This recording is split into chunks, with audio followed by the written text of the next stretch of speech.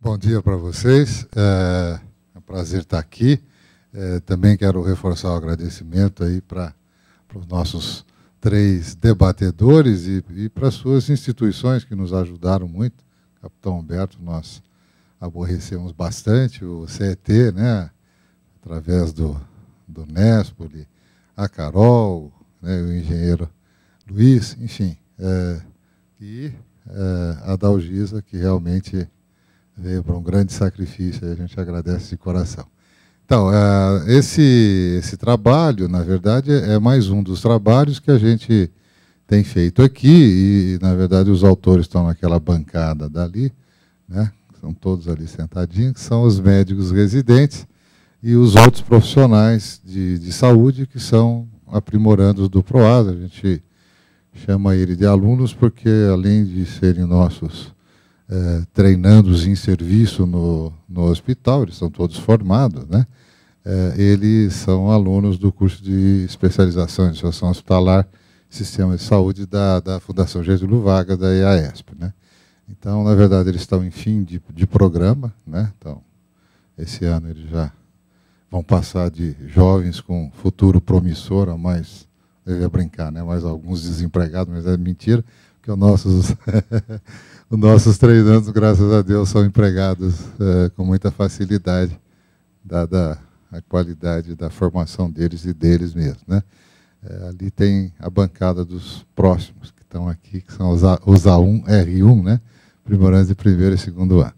Bom, eu quero dizer que esse trabalho, diferentemente de câncer e de saúde mental, ele significou um grande desafio para o observatório e para nós mesmos, né? É muito fácil para nós da saúde fazermos a contabilização dos mortos e feridos, né? de qualquer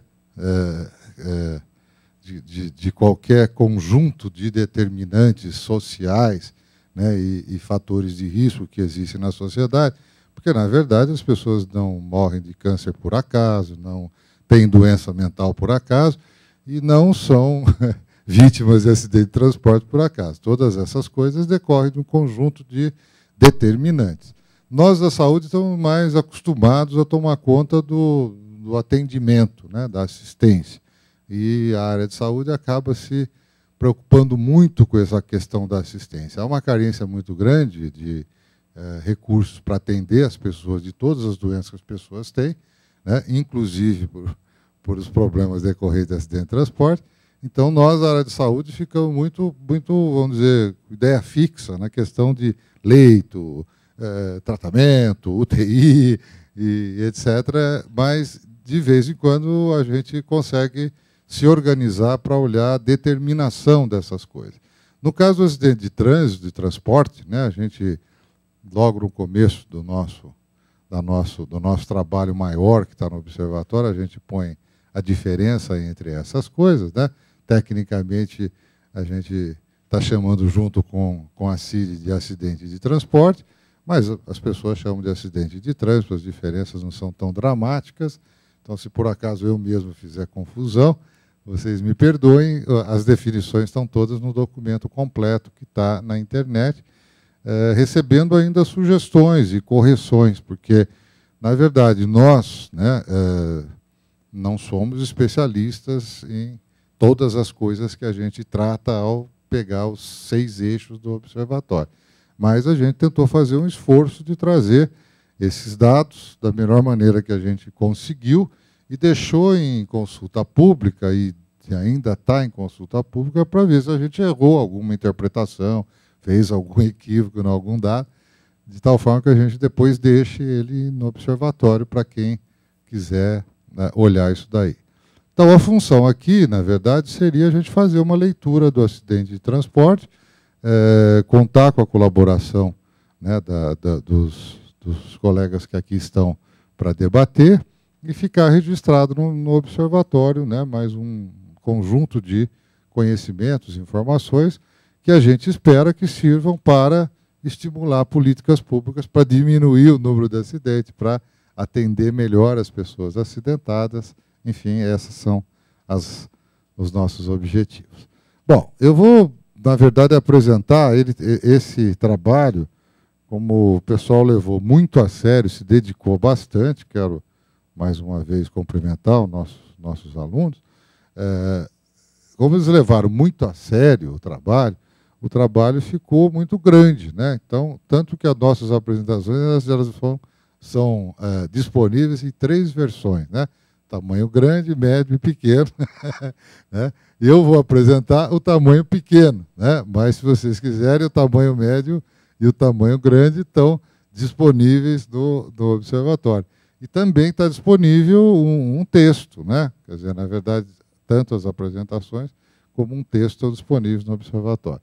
Esses textos ainda vão sofrer, talvez, uma ou outra alteração antes de se estabilizarem, mas estão disponíveis. Então, eu vou apresentar aqui uma versão pequena. Eu espero que vocês tenham conseguido ver isto no Observatório, porque eu vou apresentar muito rapidamente, até porque acho que a gente tem que aproveitar muito as pessoas que vieram debater, né? Isso aqui é mais ou menos que nem em dissertação e tese, que a gente apresenta só para quem eventualmente ainda não leu o trabalho, tá certo?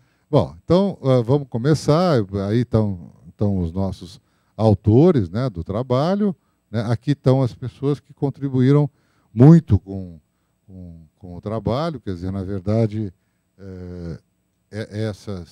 essas pessoas que aqui estão, né, ajudaram muito, né? Aqui está a Beth, está aqui o Pedro, né?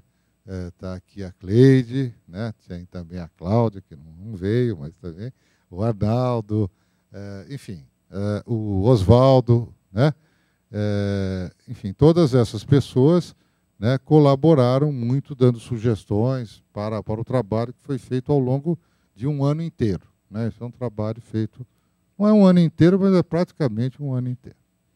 Bom, nós partimos, para começar esse trabalho, de uma visão bastante abrangente, né, dos acidentes de transporte, e nós usamos um modelo, né, que foi apresentado pelo Albornoz já há muito tempo, mostrando como, na verdade, nós, na área de saúde, nós contabilizamos quem morre, quem é internado, quem fica sequelado por acidente de transporte, né? Mas a gente, às vezes, não olha esse conjunto, né, de determinantes que fazem com que essas pessoas tenham essas lesões por causa dos acidentes. Então, fica claro que vai depender, né, da qualidade do carro médio, do veículo médio circulante na cidade, né? Quanto mais novo, quanto melhor mantido, né? Estava vendo ontem, né, no jornal um episódio gravíssimo lá no Paraná, não sei se vocês viram, né, que tinham vários desses fatores conjuntos, né? Um carro com o pneu completamente careca, com um condutor completamente alcoolizado, né? Então, com um carro velho, mal mantido, com um condutor irresponsável, completamente alcoolizado. Então, isso, na verdade, é o conjunto de fatores. E aqui nós estamos, né, naquela luta, né, tentando aplicar a lei, né, corretamente, educar, né, fazer o controle dos condutores. E aqui, ó, o pedacinho nosso da saúde, né, os níveis de atenção médica, né, aqui e aqui, né, na verdade, um certo controle da saúde dos condutores, né, e mesmo o comportamento social. Então, enfim, quando você pega esse modelo, a gente percebe quantas determinantes estão envolvidos no acidente. Claro que nós não conseguimos dados sobre tudo isso, né, mas alguma coisa a gente conseguiu. Bom, então, começando aqui a contar um pouco da situação, vamos dizer, do problema, né, acidente de trânsito, a gente começa mostrando que as internações e os óbitos por acidente de transporte na região metropolitana têm uma tendência de aumento ao longo dos anos, né? Na verdade, o COBOM registrou em 2008 14.375 resgates, sendo 3.588 relacionados a atropelamento. No município de São Paulo, a CET registrou 27.739 acidentes de trânsito, um aumento de 9% em relação a 2005. Então, na verdade, esses são os dados, né, das internações, esses são os dados dos óbitos ao longo dos anos, mostrando que este é um problema de saúde muito importante. Em média, 63% dos óbitos ocorrem no mesmo dia do evento, né? Então, na verdade, os internados ficam internados, né? Vamos dizer, 80% deles ficam internados até 5 dias, né? E nós temos muitos acidentes que, na verdade, não são, talvez, nem registrados ou conhecidos, são os acidentes, vamos dizer, com menos consequência para as pessoas. Na verdade, a gente acaba tendo acesso ao dado de internação e de óbito que refere-se aos acidentes mais graves. Os acidentes com menos problemas, às vezes, eles podem não estar aqui colocados. Falando um pouco de por que esses acidentes acontecem, então, o que fica aqui, claro, no trabalho, né, realizado pelo CET, que depois o engenheiro Carvalho Montanz pode detalhar um pouco mais para a gente, né, mas o que fica claro é que, na verdade, 83% dos acidentes referem-se a falhas humanas, né, e 29%, a primeira causa, né, com excesso de velocidade, né, ou cruzar, né, a via fora da faixa de pedestres, desrespeito a semáforo, dirigir entre duas faixas. Acho que isso aqui é mais ou menos o que a gente vê todo dia na cidade, né? Quando a gente anda no trânsito da cidade, a gente observa essas coisas e aí elas aparecem nos dados naturalmente, aqui com alguma quantificação. Claro, um dos problemas que a gente vai ter cada vez mais na região metropolitana de São Paulo, né, a gente sempre brinca que pode ser que uma hora o problema do acidente de transporte pode acabar quando os carros tiverem tanto carro que vai parar a cidade, aí os carros não se movimentando, eles não costumam causar acidente, né? O problema é a moto no meio, né? Pode aumentar o atropelamento por moto, né? Mas, de qualquer forma, o crescimento da frota é constante e o crescimento da frota de motocicleta é impressionante, né? Deve ser o tal do espetáculo do crescimento, não sei direito, mas, de qualquer forma, o que está acontecendo de aumento de motocicleta é uma coisa realmente bastante relevante. As internações e os óbitos, na verdade, se distribuem de forma diferente. Isso aqui geralmente acidente, violência, né? É coisa do gênero masculino, né? O gênero masculino gosta dessas coisas, né? E, na verdade, a principal... Então, 80% dos óbitos ocorrem no sexo masculino, a maior parte, né, envolve pedestre, né? A principal causa de internação, né, inclui acidentes com motociclistas e no sexo feminino com pedestre. Aí também tem, provavelmente, algum tipo de efeito do fato de que os homens, né, apesar das mulheres, deixar bem claro, sofrerem muito mais do que os homens, terem tripla jornada, etc., elas vivem de 8 a 10 anos mais do que os homens, né? Então, quanto mais avança a idade, menos homem tem para ser atropelado na cidade, sobram mais mulheres para serem atropeladas. Então, esse deve ser um pouco o efeito que acontece aí, né, dentro disso daí. Mas, bom, então, as internações, a principal faixa etária relacionada a óbito, né, 59% internação, é de 20 a 49 anos, né? Isso é uma característica internacional, né? Essa faixa etária do adulto jovem, ela é a faixa etária mais ligada com problema de acidentes e violências no mundo. Tem um autor de um trabalho, que eu não me lembro agora o nome, que ele faz um estudo interessante sobre violência mesmo, sobre homicídio em Chicago e em Londres, eu acho. E aí ele mostra uma diferença muito grande, né, a favor de Chicago, né, de mortes por violência. Mas quando ele distribui por idade, né, nas duas cidades a faixa etária, né, é 20 a 49 anos. Né, 20, na verdade, não é 20 a 49, né, alguma coisa entre 20 a 30 anos, né, onde está concentrado. Aí ele faz uma brincadeira no artigo dizendo que ou a gente, né, começa a criar E é homem nessa faixa etária, preferencialmente. E aí ele faz uma brincadeira de que ou a gente cria, na verdade, uma vacina, né, antitestosterona para aplicar nessa faixa etária, ou a gente tem que começar a entender, né, por que esses homens, né, esses jovens, né, poderosos se matam tanto nessa faixa etária no mundo todo. O que muda é a quantidade de coisa. A faixa etária de menor de 15 anos, né, e a faixa etária, né, a faixa etária menor de 15 anos, a principal causa de óbito envolve pedestre. Né? Na faixa etária de 15 a 40, né, envolve motociclista, e acima de 40 anos envolve pedestre. Então, a gente, resumindo, pode dizer que quem, vamos dizer, morre mais e usa mais as internações acabam sendo, né, aqui os motociclistas e os pedestres mais velhos. Né? Então, os maiores riscos aqui, né, de morrer e de se internar referem-se a motociclistas e a pessoas mais velhas atropeladas. Né? A taxa de mortalidade, eu não sei se está aqui nessa versão curta, porque é tanta versão, mas uma das coisas que a gente nota é que um dos problemas que a gente tem com o pedestre é atravessar fora da faixa ou via que não tem faixa. Enfim, isso tudo vai ser motivo da gente estar discutindo aqui.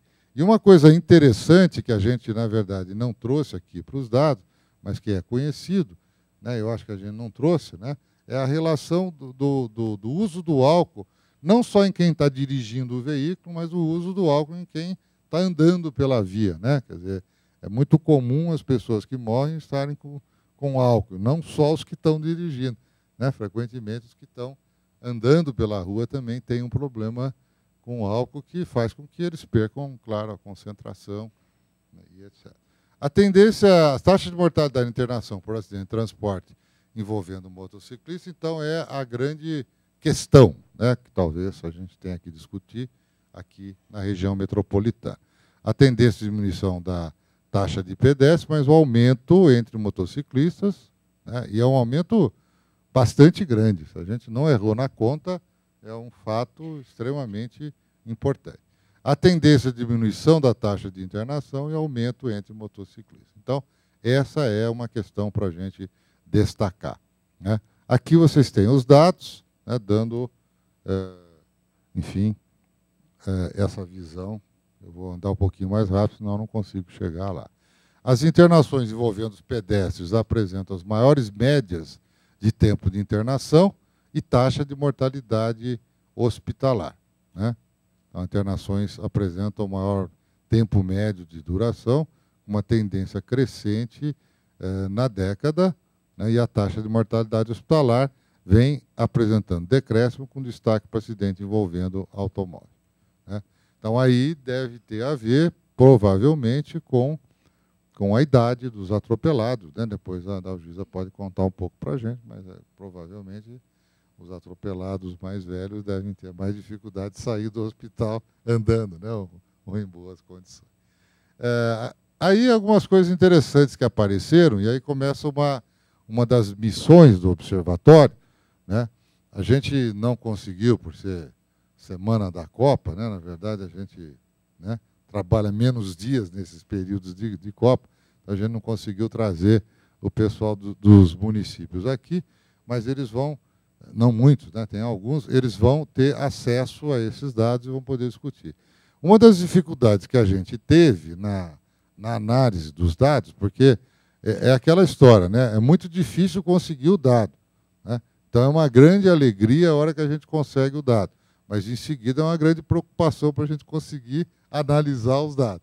Então, uma das coisas que nos chamava muito a atenção era Franco da Rocha, né, que tinha uma taxa de mortalidade, a maior taxa de mortalidade por acidente de transporte. Depois nós vamos ver lá na frente, eu acho que aqui, não sei se está nessa versão pequena, a menor taxa de motorização. E a gente ficou falando, mas como é que pode? Por que será que explica isso? Esse é só um exemplo. E aí, de certa forma, a melhor hipótese quem nos deu foi o capitão Humberto, né, quando nós estávamos conversando com ele para analisar isso, em que ele disse, olha, uma das possibilidades é o rodoanel, né, porque, na verdade, vem aumentando em Franco da Rocha. Esse tipo de coisa que os municípios vão ter que começar a analisar e dar retorno para os seus dados específicos.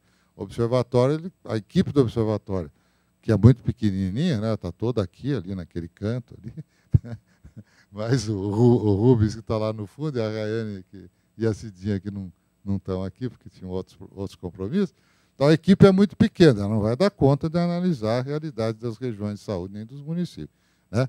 Mas o capitão Humberto levantou essa hipótese para nós, né, para o Tiago e eu, que fomos lá, né, conversar com ele, que ele acha que o fato do Rodanel, né, tá ali, depois ele pode explicar melhor, em Franco da Rocha, na verdade, ele para ali em Franco da Rocha e o pessoal acaba usando, né, as vias. Então, claro, fica bem claro, quando você aumenta, né, a circulação de veículos, é claro que aumenta os problemas decorrentes de veículos. Essas coisas a gente não tem muito conhecimento, a gente não consegue interpretar sem uma articulação entre todo mundo que trabalha com esse problema, né? Nós, da área de saúde, talvez o pessoal do Franco da Rocha tivesse essa preocupação. Se Franco da Rocha tivesse preocupado em olhar acidente de transporte, né? Eu digo, a área de saúde tivesse preocupado em olhar.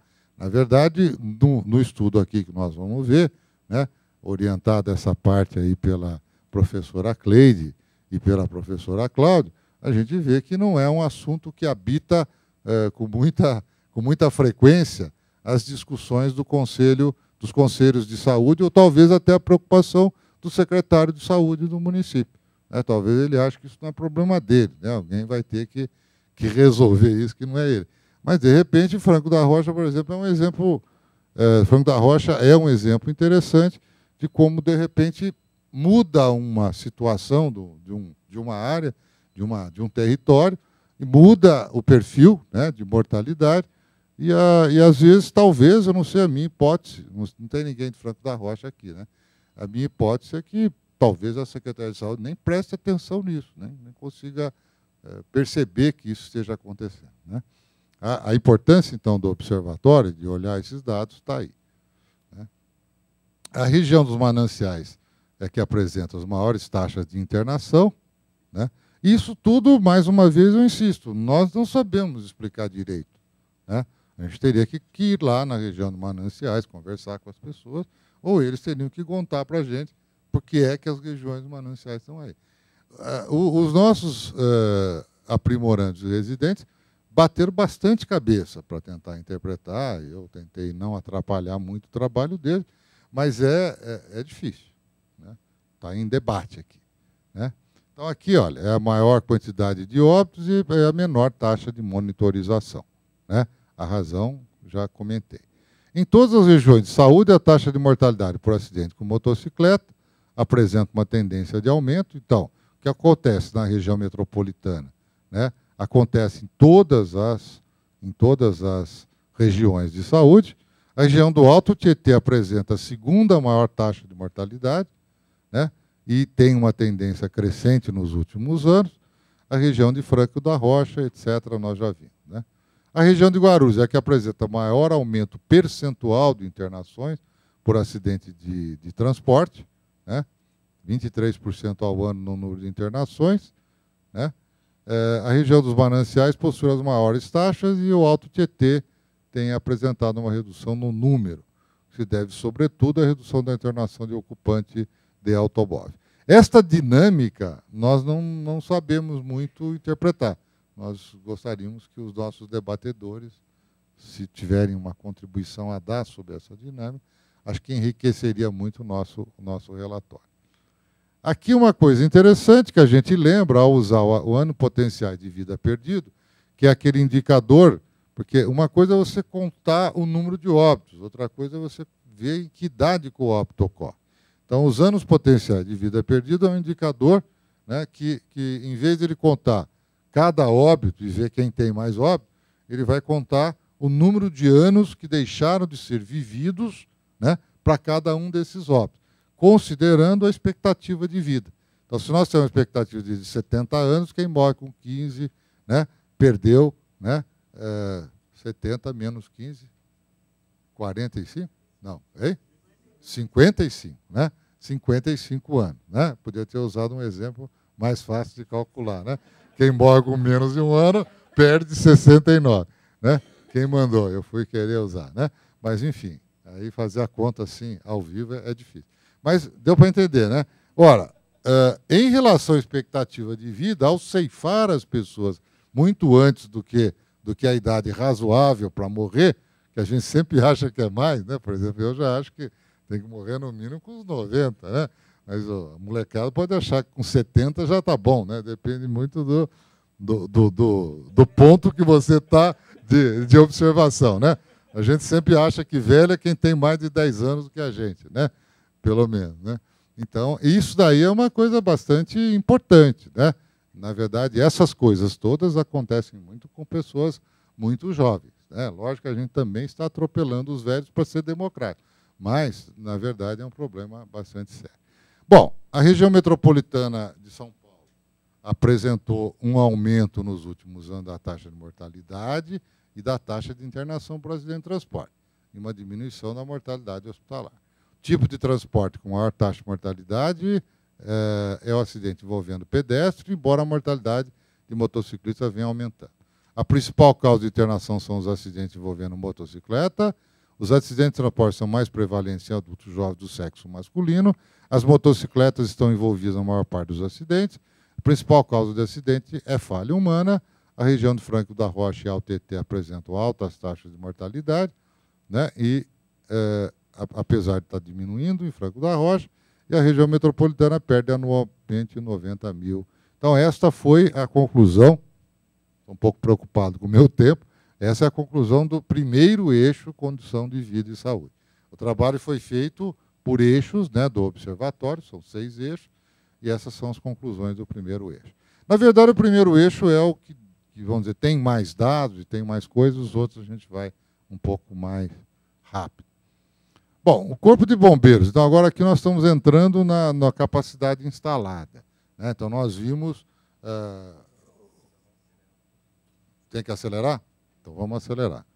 Então, aqui nós vimos que estamos entrando na capacidade instalada. Então, o Corpo de Bombeiros é um dos prestadores pré-hospitalares às ocorrências de acidentes de transporte.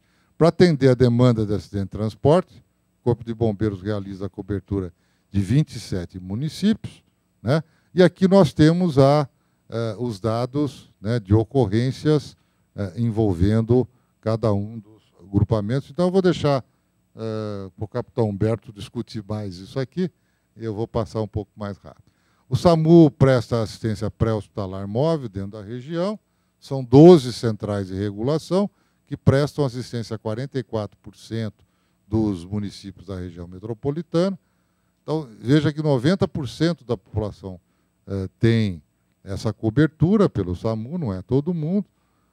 A gente usou os parâmetros da portaria, né, 1864/2003, né, e aí comparou, acho que é melhor a gente já chegar logo naquele está lá na frente. A gente comparou com os parâmetros da portaria, né, e analisou uma coisa muito importante nesse tipo de assistência, que é o tempo de resposta, né, para um questionário que nós mandamos para esses serviços, né? Então, aqui os municípios cobertos apenas pelo SAMU, né, municípios cobertos apenas pelo COPOM, municípios cobertos pelo COPOM e pelo SAMU, e os municípios que prestam serviço via PS municipal. Então, a gente vê que na periferia, né, da cidade, aqui na Zona Leste, né, um pouco aqui na Zona Norte e aqui na Zona Sudeste, né? Hein? Aqui é Oeste, né? Aqui, não. Osasco, a Zona Oeste aqui, né? Então, a gente tem, na verdade, vamos dizer, o atendimento feito por esses serviços municipais. O pessoal chama isso de ambulância branca, né? O pessoal de ambulância branca. Já que a ambulância do bombeiro não é ambulância, apesar de todo mundo chamar de ambulância, mas é carro de resgate. Isso tudo nós aprendemos aqui no nosso trabalho, foi bastante interessante a gente saber que não tem ambulância de bombeiro, tem carro de resgate. Ambulância é coisa da saúde, né? Não quer dizer que os bombeiros não carregam um monte de gente na maca dentro do carro de resgate, mas não é para isso que ele serve, né? O atendimento hospitalar fixo concentra em hospitais e pronto-socorros gerais dos grandes centros. Então, aqui nós vimos a distribuição de leitos, né, na região metropolitana de São Paulo. Nós vimos aqui que nós temos 1.774 leitos, e aqui a distribuição de leitos, né, pelas regiões, né? Então, entre os prestadores, 51% dos leitos em urgência são do setor público, 40% do privado e 9% do filantrópico. O atendimento pré-hospitalar móvel às vítimas de acidente de transporte é segmentado em dois prestadores. A integração desses prestadores ainda ocorre de forma ativa, mas pode ser um grande fator para a melhoria da assistência. Eu acho que essa é uma questão importante que a gente quer colocar em debate, como é que melhora um pouco essa articulação. Municípios localizados nas extremidades não são cobertos por nenhum dos dois. E a região do Alto Tietê, além de não ser totalmente coberta pelos prestadores de urgência, é a área que possui a menor relação leito em urgência e habitante. Isso é uma coisa que o Observatório tem visto, que esta distribuição de leitos ela é bastante heterogênea e mais concentrada na região central da cidade. Não só para leitos de atendimento de urgência e emergência, né? De modo geral, nós temos esse problema. Nós temos municípios que não têm praticamente nenhum leito. Há um incentivo financeiro para os municípios adotarem o SAMU, e o montante varia conforme. Então, aqui nós já mudamos para a parte financeira, que está passando rapidamente eixo por eixo, depois vocês podem olhar com calma isso daí, né? Então, nós entramos aqui, né, com um incentivo para centrais de regulação, né? Essa aqui é a portaria, né, que a gente se referiu, de setembro de 2003, que ela tem esses incentivos financeiros. Essa é uma questão bastante... enfim, para nós foi difícil entender exatamente quais são as dificuldades, as coisas ligadas ao SAMU, enfim, mas de qualquer forma acho que a gente pode debater um pouco melhor. Quando se observa os valores gastos em internação por causa externa, os acidentes de transporte representam um maior grupo de causas bem definido. Então, no grupo de todas as causas externas, né, que aqui inclui agressões, né, homicídio, né, é importante na nossa realidade, embora esteja diminuindo, né? Na verdade, acidente de transporte, o valor total gasto, né, na região por local de internação, né, o valor maior é de acidente de transporte, né? Então, o aumento que a gente está vendo aqui no gasto em internação, né? E estima-se que o custo estimado do tratamento de uma causa externa seja 4,1 vezes maior do que o custo da internação, né? A região do Franco da Rocha apresentou um aumento de 462% do valor médio da IH por acidente de transporte, né? Então, são algumas coisas que a gente não sabe nem se está certo ou não está certo, mas precisa interpretar esse dado adequadamente, né? E as conclusões são que os dados obtidos são subestimados, né? Se você pensar tudo que está envolvido no atendimento do acidente de transporte, a gente está pegando os custos de algumas dessas coisas, internação, né? Não tem o custo total, quanto é que custa, né? Não sei se alguém tem para nos oferecer esse custo total, né? Seria até uma pesquisa interessante fazer quanto é que custa totalmente, né? O município que mais gastou em internação por acidente de transporte não necessariamente é que tem melhores condições de atendimento, e há necessidade de disponibilização de dados confiáveis quanto ao cuidado do paciente acidentado, desde o atendimento de urgência e emergência até a reabilitação. Bom, agora aqui a gente vai falar um pouquinho a base de dados, né, do CNES, né, em relação a recursos, força de trabalho, recursos humanos, ou esses novos nomes que os recursos humanos têm adquirido aí recentemente, né? Então, aqui, na verdade, nós tivemos aqui muita dificuldade, daqui para frente, muita dificuldade, não só de acesso de dados, mas para decidir como é que a gente ia utilizar esses dados, porque não temos um médico para atender urgência e emergência bem definido dentro do CNES, etc., né? Mas nós, na verdade, vimos o número de médicos intervencionistas necessários, o número de médicos reguladores necessários, né, e o número de médicos que deveriam estar cadastrados e o número de médicos cadastrados. Então, aqui dá uma diferença muito grande. Depois, na hora do debate, né, a gente pode discutir melhor isso daí. O Eric ficou com o cabelo em pé, assim, por causa disso. O cabelo dele era deitado. Depois que ele tentou mexer com isso, ficou tudo espetado, porque foi muito difícil a gente conseguir responder a pergunta que o observatório quer saber, assim, quais são os recursos humanos envolvidos nos acidentes? Está adequado, não está adequado? O que precisa mais? Quem precisa formar mais? Então, nós não soubemos responder isso aí. Há predomínio de médico com vínculos de 24 horas, né, além de manterem mais de 3 registrados de trabalho. Então, aí, quando a gente entra no CNES, não é só quando a gente vai olhar essa área de urgência e emergência, o CNES ele é muito importante, uma fonte de dados extremamente importante, né, mas extremamente complicada. E quando a gente vai falar de médico, ela fica muito mais complicada, porque tem médico com vínculo, muitos vínculos em vários lugares, algumas vezes porque ele realmente trabalha em vários lugares, outras vezes por problemas de registro, mas tem médico que chega a dar jornada, você vai olhar pelo CNES, né, com 60, 70, 80, mais de 100 horas de trabalho por semana, se você for olhar, né, pelos dados do CNES. Então, isso aí é uma dificuldade, né, que a gente pode depois discutir um pouquinho mais. A maioria dos médicos, então, cadastrados tem jornada de 20 e 80 horas, né, está ali um diagrama, né? Então, 13 médicos estão cadastrados em mais de uma. Um médico tem, olha lá, esse aqui, ó, 166 horas semanais cadastradas, incluindo o SAMU. Né? Quer dizer, não dá para. Esse cara não dorme, provavelmente. Né? Ou nós temos problemas de registro, ou outros problemas que a gente tem que analisar aqui. Bom, conclusões. Dados obtidos pelo CNES são subestimados com relação à força de trabalho.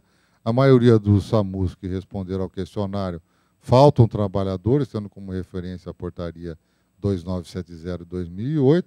Aqui nós fizemos um questionário, nós mandamos para os SAMUs, não foram todos que responderam, né? Tivemos uma taxa de resposta. Preconizo pela portaria que o atendimento próximo seja treinado pelo núcleo de emergência e urgência, e alguns SAMUs ainda não possuem esse núcleo. Então, aí a gente nota alguma deficiência a ser debatida aqui.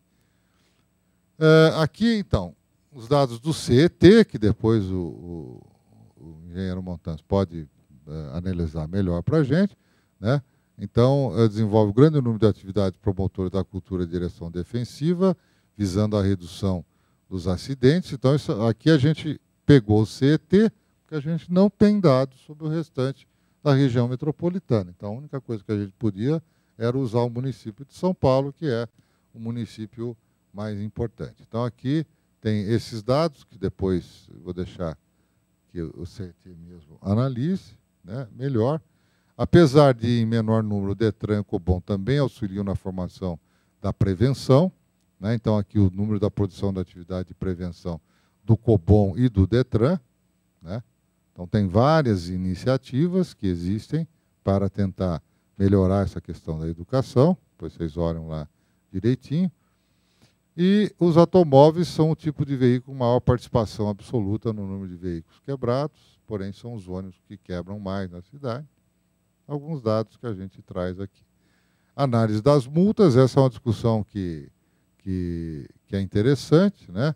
Quer dizer, apesar do aumento da multa, não houve um respectivo impacto na redução de acidentes, pelo menos os dados não mostram isso, né? Também podemos discutir. Apesar da cidade de São Paulo apresentar o maior número de carteiras nacionais de habitação suspensas, no ABC a principal relação de suspensão por habitante, né? Os efeitos da lei seca sobre as suspensões representaram um aumento não sustentado, então essa é uma outra, né? Entretanto, inverteram a tendência no número de vítimas, né? Então aqui a gente vê, né, o número de carteiras suspensas no ano de 2008 por mês. Aqui a gente vê o número de vítimas não fatais, óbitos e internações de acidente de transporte no município. E aqui o número de vítimas não fatais e transportes de junho a dezembro de 2008. Aqui de janeiro a maio de junho a dezembro, fazendo, né, mostrando essa interferência aí da lei seca. Esse é o início da lei seca. Bom, as conclusões do eixo, então, esse aqui é o de gestão do conhecimento, já estão acabando.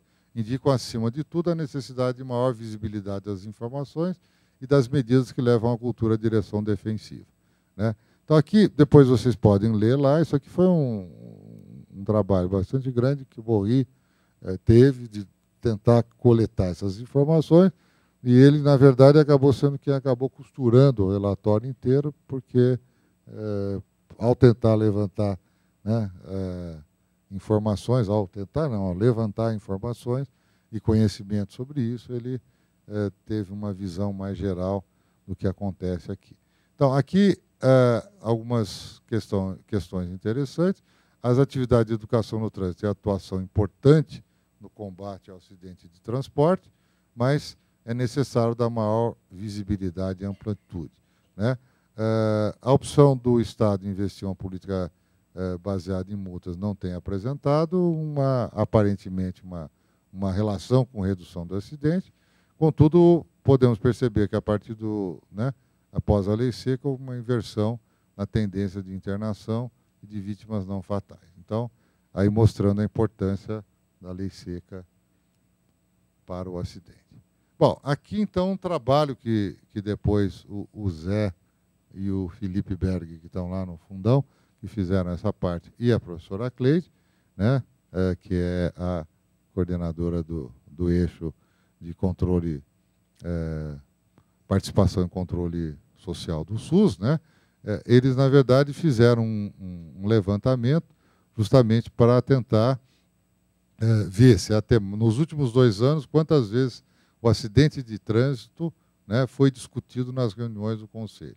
E se esse tema está presente no Plano Municipal de Saúde e se há ou houve incentivo de ações ligadas a esse tema. Então, isso foi perguntado para os conselhos, né, porque essa era um pouco a discussão que a gente estava fazendo. A saúde está discutindo isso. Isso é uma causa de mortalidade muito importante. Isso é uma causa de internação muito importante. Isso é um custo muito alto para o sistema de saúde. A saúde está olhando para isso. E aí foi bastante interessante a gente ver, né, o percentual de respostas, né, tá certo? Então, aqui, vê que alguns municípios, né, nós tivemos dificuldade para ter a resposta. Percentual de respostas positivas, né, para a questão 12. Na verdade, a pesquisa, né, Cleide, levantou outros assuntos além desse, né, no famoso já que a gente estava fazendo, então elas acabaram levantando outros. Então, nós nos concentramos aqui na questão 12, né, que é essa daqui.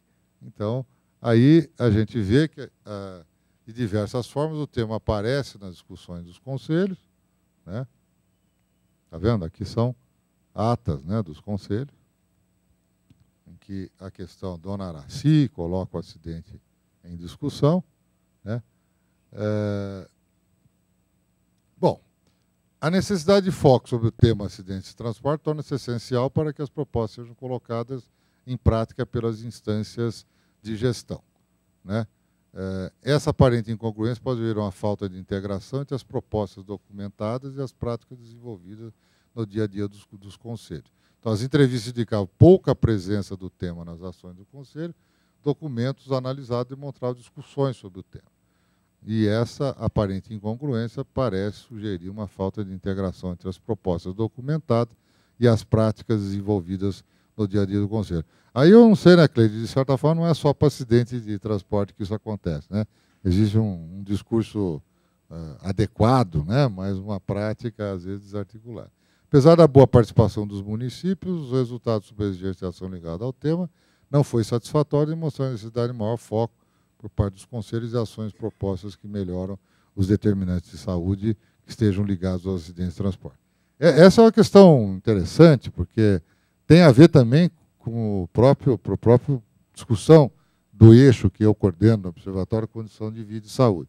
Ele é um tema que, quando a gente tem que fazer aquela discussão politicamente correta, vamos planejar, levando em consideração as necessidades de saúde da população, temos que preocupar com os determinantes de saúde, etc.